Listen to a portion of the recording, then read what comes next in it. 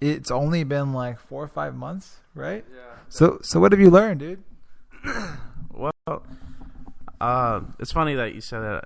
I mean, I've learned a lot of things. The first thing that jumps right off the top of my head, just because you just said it, was you said you become a slave to what was it? Something else. You become a slave to something else, and idea or something that you thought was true. I guess lately I fell off for about 2 weeks because finals for me has came up, and recently Samir and I have changed my schedule to working out 2 days, like in the morning and then in the evening. But these last, I believe it's about 2 weeks now, 2.5 weeks maybe, that I fell off, and that in itself is just it hurts. It's like it feels really terrible to think about it now. Think about looking at it these past few weeks. That in itself, it hurts a little bit just because of how much time I've sucked away just putting into studying and whatnot. When an hour and a half here and there is not a lot. I mean, you spend more time sitting around, doing nothing, then that could be used towards working out. And looking at it, I mean, in my perspective, I felt like I've wasted so much time this past 2.5 weeks doing nothing when I could have at least came back. And there have been times when Samir would ask me, you coming back today? I'd be like, no, I'm studying. And saying it after saying it kind of it's like it hurts inside because I'm thinking in my head maybe I should go, but then I'm like, no, I really got to study. And that in itself is I couldn't imagine what it feels like to be like parents or anything like that. And I'm only having to deal with just reading a couple books and comprehending it and then regurgitating it on the test. Whereas there's parents that are they have to pick up children, they have to find time for themselves. I mean, the main thing that I've learned is that, man, you really have to take time, for yourself. Because, at the end of the day, where are you if you're not around? You're literally nowhere. And if you have dependence on yourself, man, I wouldn't know what to do in that situation, So, what I've learned, big thought-wise, is you got to take time out for yourself. Even just a little bit. Good Lord. I could have at least came for 30 minutes here and there. That could have been better than no workout, Another thing I've learned, I guess, is you really become your biggest demon inside. Because before I started with Samir, it was just all I could think about was just, man, I'd rather do a whole lot of nothing than raising my heart rate a couple beats per second. I'd rather just sit around. But there's I understand now what people, when I have friends that are runners, and they always explain that there's always this runner's high. And I've really never understood that, just because, well, I don't run. So, and I don't know what that feeling is. But they relate it to some kind of like working out. So, and I've worked out before playing football in high school and whatnot like that, but I've never really actually took time for myself. I had to do it back then because I was forced to. Yeah. And now what I learned from this whole experience is that, man, if you don't take time and do the things you need to do to keep yourself healthy, you're really just going to drag yourself down even farther than you were before.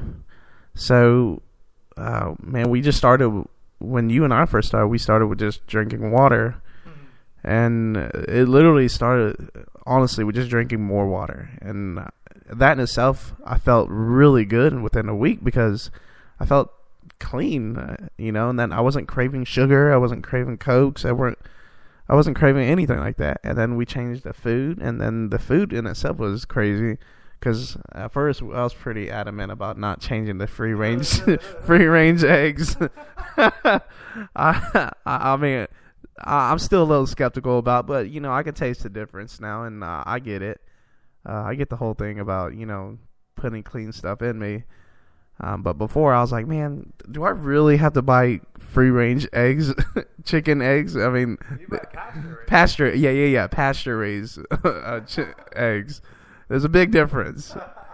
But I mean, even changing from that, it's I went from barely eating anything at all throughout the day to making meal plans, making salads in jars, waking up, working out, then eating. That in itself is like, yeah, it's a real big changes. So I mean, I think the biggest thing that I've learned is you really got to take care of yourself. You really got to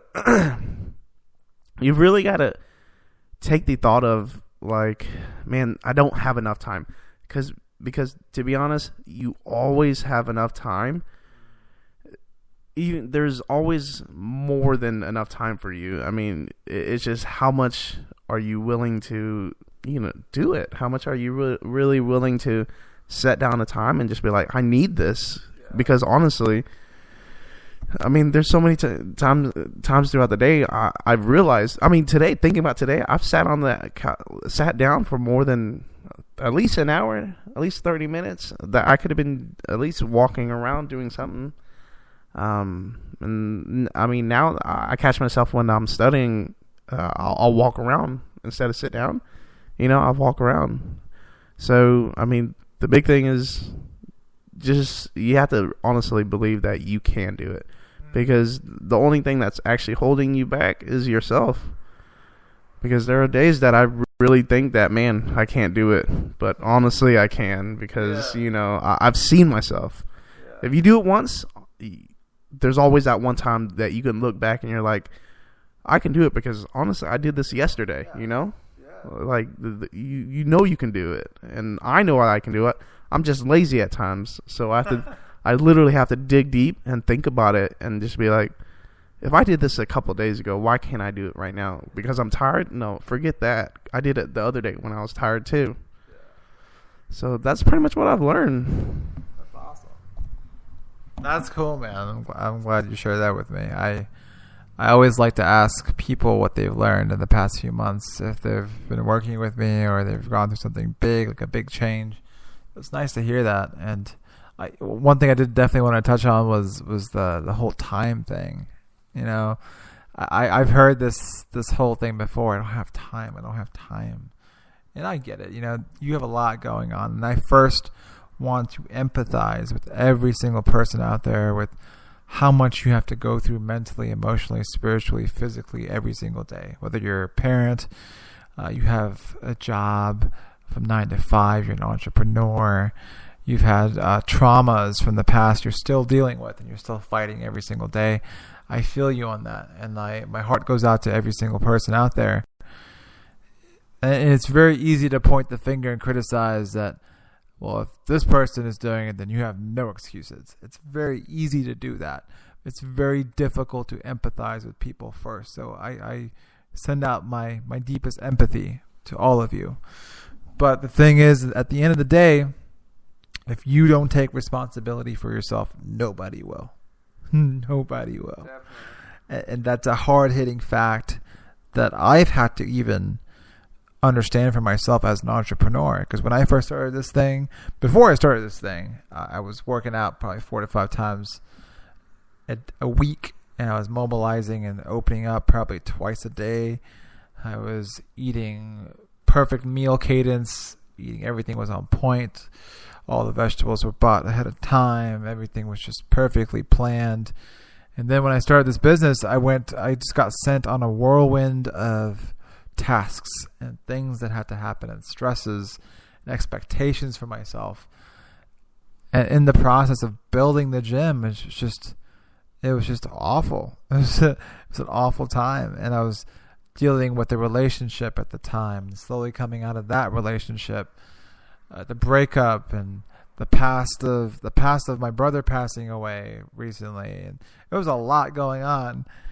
And even in the stressful time that I was going through, usually the advice I give people is like, well, you got to still take responsibility for yourself. And at the time, even though I intuitively knew that, it was very difficult to do so. So that's why my heart goes out to all of you, because I know when shit gets hard, it gets hard.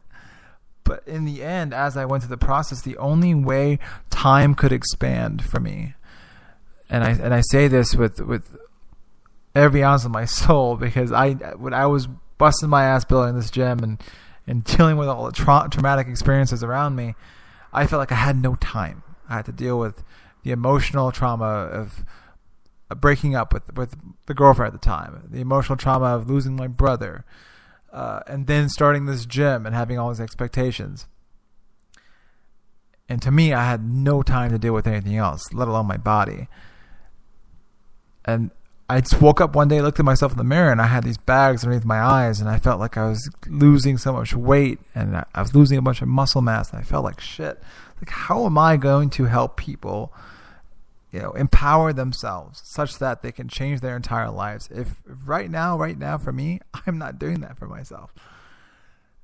And I remember I pulled up the computer and I started playing these YouTube videos, and this is what I still do to this day, and Young can probably hear me play these videos.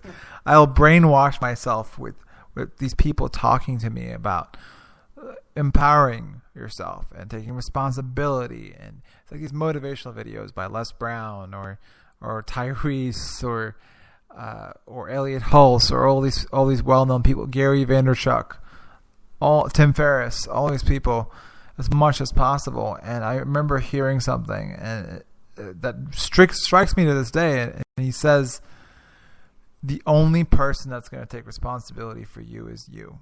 And if you don't do it, no one else will do it. And I was like, whoo, that hit me so hard to the point where I just went downstairs and I was like, I'm going to freaking move.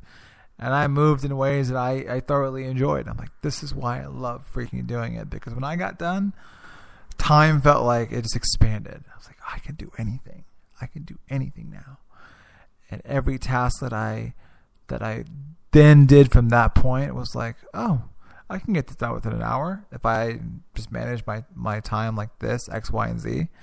But before that point of moving, there was so much like stagnant energy. It was all built up, in my head. It was not moving through my body. But once I took that energy and moved it through my body, all the anxiety, all the trauma, all that tension, now my mind was clear. It's like I took a brain dump. It just dumped out of me, like a big cathartic release. And now I'm like, oh, I can think. I have a clear head. I can do the damn thing. I can do what I need to do. I can compartmentalize my day and schedule it such that I get shit done versus thinking about getting shit done. And that's something I definitely want to invite and invite every single one of you to think about, is time expands when you actually take care of yourself.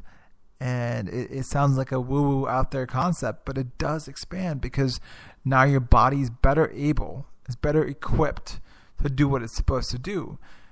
Because you have this wonderful body that has this hardware of, the way your body's built, like bones, sinew, tissue, brain tissue.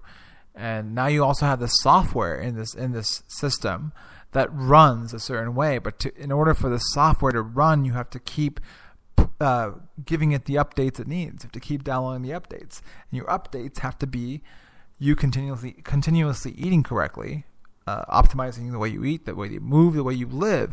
And the more complex your movement gets, the better your system gets at compartmentalizing tasks and getting shit done and doing even more complex tasks in life that's not directly related to you moving in the gym.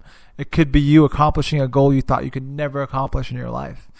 Going to nursing school, for Young, or for me, like being able to start an academy where I train coaches now. Like that's something that I probably would have never done if I stopped moving and just sat around all day, And so I invite you to think about it that way. So when you complain about not having enough time to mobilize after a workout, you're like, oh, my back hurts because I've been